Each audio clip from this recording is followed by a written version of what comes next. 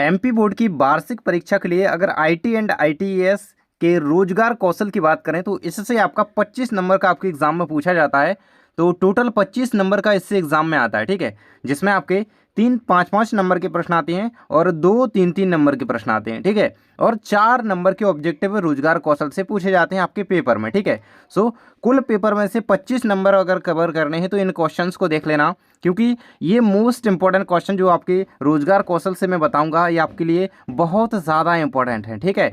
आपको वीडियो को लाइक करके चैनल को सब्सक्राइब कर लेना है और इन 25 नंबर के लिए ये वीडियो ध्यान से देखते रहना है, ठीक है। सभी लोग सब्सक्राइब कर लेंगे, ठीक है, आगे की तैयारी के लिए और सब्जेक्ट के लिए, हर एक चीज़ के लिए, ठीक है। चलिए, पहला क्वेश्चन दिया गया है कि संचार क्या है, ठीक है। संचार क्या है, संचार के महत्व को समझाइए, ठीक है।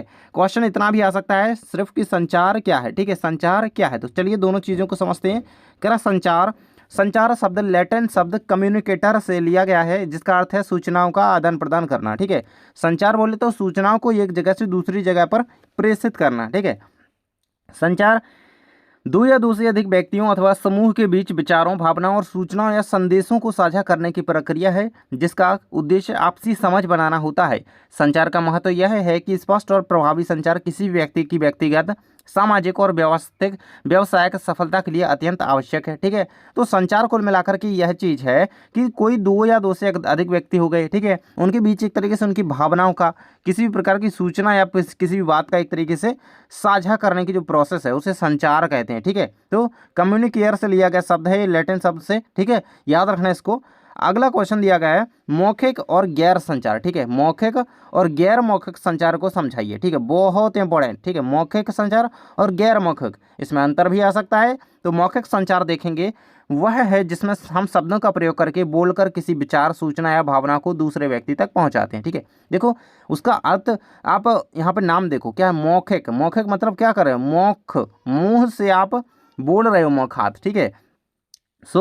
जिससे हम शब्दों का प्रयोग करके बोल करके किसी व्यक्ति को, ठीक है, बोल करके किसी तक हम कोई भी भावनात्मक बात करें, कोई भी सूचना पहुंचाएं, तो ये क्या होगा, यहाँ पे मौखिक संचार होगा। ऑब्जेक्टिव में क्वेश्चन हमेशा इससे बनता है कि आमने सामने की बातचीत मौखिक संचार का उदाहरण है क्या, तो ये सही है, ठीक है। ध्यान रखना, मौखिक संचार का सबसे अच्छा उदाहरण है आमने सामने की बातचीत, ठीक है, तो याद रखना चीज। अगला है गैर मौखिक संचार, ठीक है।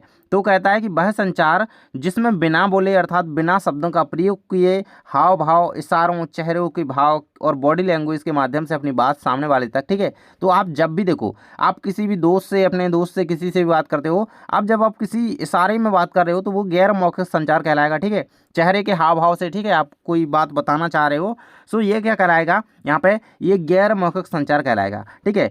जैसे कि मुस्कुराहट से खुशी जाहिर करना, उदास चेहरा या हाथ हिला करके मना करना गैर मौखिक संचार के उदाहरण के अंतर्गत रखे गए हैं, ठीक है।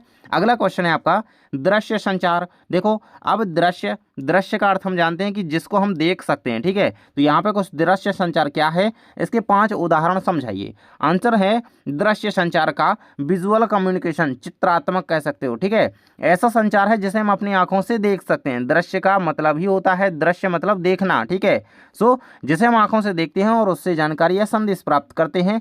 इसमें शब्दों या आवाज की आवश्यकता नहीं होती है, बल्कि तस्वीरें, चिन्हित और रंग प्रतीकों के माध्यम से संदेश दिया जाता है, ठीक है। तो दृश्य संचार वो चीज है जिसे हम आंखों से देख करके जानकारी प्राप्त करते हैं, ठीक है। दृश्य संचार के 5 उदाहरण हो जाएंगे, जैसे ट्रैफिक सिग्नल, ठीक है, नो पार्किंग जोन हो गया, वहाँ पर हम जो संचार देखते हैं, दृश्य देखते हैं, ठीक है, वहाँ पर हमें सिग्नल में दिखाई देता है, ठीक है। नो स्मोकिंग लिखा हुआ कहीं पर, रेलवे क्रॉसिंग, विज्ञापन बोर्ड कोई भी हो गया, जैसे खतरा या स्कूल का बोर्ड, ठीक है। तो ये क्या होते हैं, ये दृश्य संचार के कुछ उदाहरण हैं जो हम देख सकते हैं, ठीक है। अगला क्वेश्चन है संचार के स्वरूपों को प्रभावित करने वाले कारकों को समझाइए। तो इसके कुल 8 कारक हैं जो इसे प्रभावित करते हैं। तो आपको मेनली 4 5 तो याद रखने ही चाहिए। पहला कारक है संचार का भाषा, ठीक है, जो इसको प्रभावित करता है, जो संचार की सबसे बड़ी बाधा बन सकती है। जब गलत शब्दों का प्रयोग, अपरिचित भाषा या संदेश में स्पष्टता, विवरण की कमी हो। तो उदाहरण के लिए कोई भारतीय केवल हिंदी जानता है और दूसरा चीनी केवल मंदारिन, तो वे प्रभावी संचार नहीं कर पाएंगे, ठीक है। तो जैसे आपने किसी और अन्य भाषा का पोस्टर देखा तो आप वहाँ पे क्या हो जाएगा, वहाँ पे आप नहीं उसको पढ़ नहीं पाओगे। कोई अन्य चीनी व्यक्ति आपको मिलेगा, आप इंडियन हो, आपको चीनी नहीं आती है ना, और उससे हिंदी नहीं आती, तो आपका यहाँ पे संचार नहीं हो पाएगा। तो एक तरीके से संचार को प्रभावित कर रही है भाषा, ठीक है। दृश्य अनुभूति हो सकती है, तो जो मस्तिष्क की वह क्षमता है जिसके द्वारा हम आंखों से देखी गई चीज़ों का अर्थ निकालते हैं। सरल शब्दों में हम किसी चीज़ के बारे में कुछ सोचते हैं और वास्तव में वैसा नहीं होता है, ठीक है। तो दृश्य अनुभूति, एक तरीके से हम देखते ही उस चीज़ को सोचने लगते हैं, अनुभूति करते हैं उस चीज़ की कि कैसी ये होगी, ठीक है, लेकिन वैसा असल में नहीं होता है। कहता है पूर्व अनुभव, जहाँ हमारे पुराने अनुभव संचार को प्रभावित करते हैं, जैसे किसी दुकानदार द्वारा पहले ठगे जाने पर सतर्क रहना या किसी शिक्षक के पहले अनुभव के आधार पर उनसे पढ़ने का निर्णय लेना, ठीक है। पूर्व धारणा हो सकती है, कोई मन में विचार है, नकारात्मक है, पक्षपाती सोच बना लेना कि ऐसा होता ही है, ठीक है। तो इस प्रकार से आप यहाँ पे इसका उदाहरण देख सकते हैं। अगला कह रहा है भावनाएं, पर्यावरण, व्यक्तिगत कारक कुछ हो सकते हैं, संस्कृति, ठीक है। तो ये कुछ ऐसे कारक हैं जो कि संचार को प्रभावित कर सकते हैं। अगला क्वेश्चन है आपका, प्रभावी संचार के 7 C's को समझाइए। वेरी वेरी महा इंपॉर्टेंट।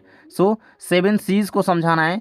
सो 7 C कौन कौन से होते हैं, देखो ऐसे जो मूल सिद्धांतों की बात करें हम, जो कि हमारे यहाँ पे एक तरीके से प्रभावी संचार जब संभव होता है जब हम इन 7 चीज़ों का ध्यान रखें, ठीक है। तो ये देखो, ये हैं वो 7 चीज़ें दी गई हैं, यानी कि क्लियर बोले तो स्पष्ट, जिसका अर्थ है कि आप जो भी कहना चाहते हैं वह स्पष्ट और सीधे शब्दों में कहें ताकि भ्रम की स्थिति ना हो, सामने वाले को समझ आ जाए, ठीक है। कॉन्साइज यानी कि संक्षिप्त होना चाहिए, यानी कि आप बहुत लंबा चौड़ा बोले जा रहे हो भाई, उसको बिल्कुल लग रहा है कि किताब पढ़ रहा है एकदम, ठीक है। तो आपका जो आप बता रहे हो वो चीज़ संक्षिप्त में होनी चाहिए, बिल्कुल शॉर्ट फॉर्मेट में, ठीक है। अनावश्यक शब्दों से बचकर के केवल वही बात कहें जो जरूरी हो, मेन मुद्दा बोलें, सीधी बात। कह रहा है कॉन्क्रीट बोले यथार्थपूर्ण, यानी कि यहाँ जहाँ तथ्यात्मक है और ठोस शब्दों व उदाहरणों का प्रयोग किया जाता है जिससे संदेश मजबूत हो जाता है, ठीक है। एक एग्जाम्पल के तौर पर आप समझा सकते हैं जिससे आसानी से समझ जाए सामने वाला।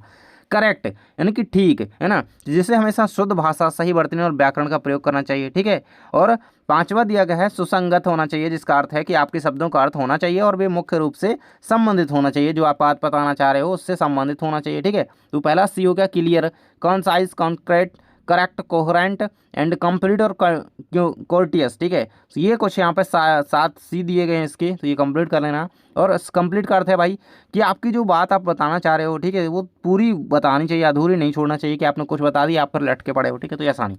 बाकी अगला क्वेश्चन आपको रेडी करना है, कह रहा है ताकत और कमजोरी क्या है, उदाहरण से समझाइए, ठीक है। मोस्ट इंपॉर्टेंट है। ताकत बोले तो स्ट्रेंथ, वे गुण, कौशल या विशेषताएं होती हैं जो कि हम किसी कार्य को सफलतापूर्वक और आत्मविश्वास से पूरा करने में मदद करती हैं। इसके उदाहरण हैं रचनात्मक लेखन में अच्छा होना, दर्शकों के सामने बोलने का कॉन्फिडेंस होना, या गिटार बहुत अच्छी तरह से बजाना। सरल शब्दों में जिन कार्यों में हम निपुण होते हैं भी हमारी ताकत होते हैं, ठीक है। तो आपको भी पता होगा जो भी आपका कार्य आप पे अच्छी तरीके से बनता है, ठीक है, तो आपकी वही तो ताकत होती है, ठीक है। जो कार्य आप अच्छे से कर सकते हो ना, वो आपकी एक तरीके से स्ट्रेंथ होती है, ठीक है, वही स्ट्रेंथ कहलाती है। कह रहा है कमजोरियां भाई, वीकनेस, कुछ ऐसे काम भी होती हैं, कुछ ऐसे क्षेत्रों के काम भी होती हैं, कुछ ऐसी आदतें होती हैं जो कि हमारी कमजोरियां होती हैं। वे क्षेत्र या आदतें हैं जहां हम सुधार करने की आवश्यकता होती है, क्योंकि ये हमारे लक्ष्यों को पाने में रुकावट बन सकती हैं। और कमजोरी का उदाहरण गणित की समस्या को हल करना मुश्किल लगना या तेज़ी से अंग्रेजी बोलना चाहना। यहाँ ताकत का मतलब शारीरिक मजबूती या जिम जाने की से नहीं है, बल्कि आपका कार्य क्षमताओं यानी कि स्ट्रेंथ से है, आप कितना कार्य कर सकते हैं जिसमें आप सक्षम हैं करने में, और आप उसमें कॉन्फिडेंस महसूस करते हैं कि हाँ मैं ये कर सकता हूँ, ठीक है। तो यहाँ पे कोई यहाँ पे बाहुबली वाली बात है नहीं, ये दोनों चीज़ें याद रखना। अगला क्वेश्चन है आपका फाइल और फोल्डर को समझाइए। फाइल क्या है, फोल्डर क्या है, दोनों चीज़ें ध्यान से देख लेना। देखो फाइल है कंप्यूटर में डेटा या सूचना का संग्रह होता है जिसमें टेक्स्ट, फोटो, वीडियो, ऑडियो या प्रोग्राम सेव हो सकते हैं, जैसे PDF फाइल, फोटो, इमेज या MP4 वीडियो फाइल्स, इनको हम सेव कर सकते हैं, ठीक है। तो फाइल में हम क्या करते हैं, एक तरीके से डेटा को कलेक्ट करके रखते हैं, इनको संग्रह करके रखते हैं, जिसमें हम टेक्स्ट, फोटोज़, वीडियो सब कुछ यहाँ पर सेव कर सकते हैं। फोल्डर क्या होता है, कंप्यूटर में फाइलों को संगठित करने का एक तरीका है, ठीक है। मतलब हम फोल्डर में बहुत सारी फाइल्स को क्या कर सकते हैं, रख सकते हैं, ठीक है। यह एक डिजिटल डिब्बे या कंटेनर की तरह होता है जिसमें कई फाइलें या सब फोल्डर्स रखे जा सकते हैं ताकि डेटा व्यवस्थित रहे, ठीक है।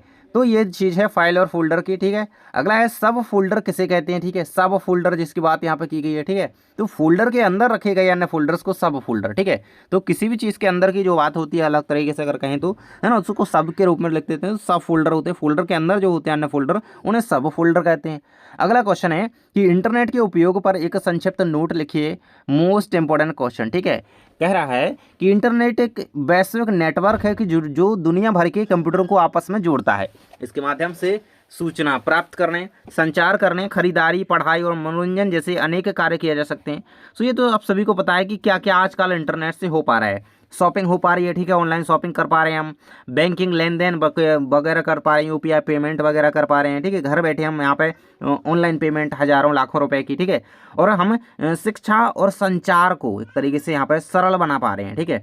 संचार बोले तो व्हाट्सएप, जीमेल आदि के माध्यम से हम किसी भी व्यक्ति को वर्ल्ड में कहीं भी कोई भी मैसेज करके उससे संचार कर सकते हैं, कम्युनिकेट कर सकते हैं, और कहीं भी बैठ करके हम ये जैसे आप वीडियो देख रहे हैं तो यही तो एक इंटरनेट का एक तरीके से एक लाभ हो गया, ठीक है। तो आप पढ़ सकते हैं इससे, कहीं भी मनोरंजन कर सकते हैं, यानी कि कोई भी चीज़ देख सकते हैं मजे से, बढ़िया, ठीक है। अगला है उद्यमशीलता की विशेषताएं लिखिए। सो यहाँ पे देख सकते हो कि इसकी विशेषताएं निम्नलिखित हैं। सबसे पहली विशेषता है नवाचार यानी कि इनोवेशन, जिसका अर्थ है कि नए विचार, उत्पाद या सेवाएं लाना। दूसरी विशेषता है जोखिम उठाने की क्षमता, ठीक है। तो एक उद्यमशील व्यक्ति जो होता है या उद्यमशीलता कह सकते हो इसको, तो उसकी कुछ विशेषताएं हैं, ठीक है। तो नवाचार यानी कि कुछ नया लाना मार्केट में, ठीक है। रिस्क लेने की क्षमता यानी कि जोखिम उठाने की क्षमता, अवसर की पहचान करना, संसाधनों का सही उपयोग करना, लाभ कमाना। तो ये कुछ विशेषताएं मेनली इतने पॉइंट याद रखो, बाकी ये याद रहेगा, ठीक है। अगला क्वेश्चन था उद्यमी शब्द का सही अर्थ क्या है। तो उद्यमी शब्द का अर्थ ये कि एंटरप्रेन्योर होता है, बिजनेसमैन या व्यवसायी, ठीक है।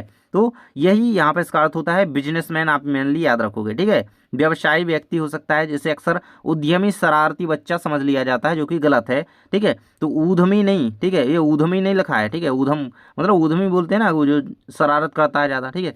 तो ये नहीं समझा जाना चाहिए, ऊधमी नहीं है, ये उद्यमी है, उद्यम, ठीक है। उद्यम में जो कार्य करें, ठीक है, एंटरप्रेन्योर कहलाते हैं। जैसे कि जेठालाल को ले सकते हो आप, ठीक है, उदाहरण के तौर पर। जेठालाल क्या है, एक उद्यमी है, ठीक है, एक बिजनेसमैन है, ठीक है। तो ये चीज़ है।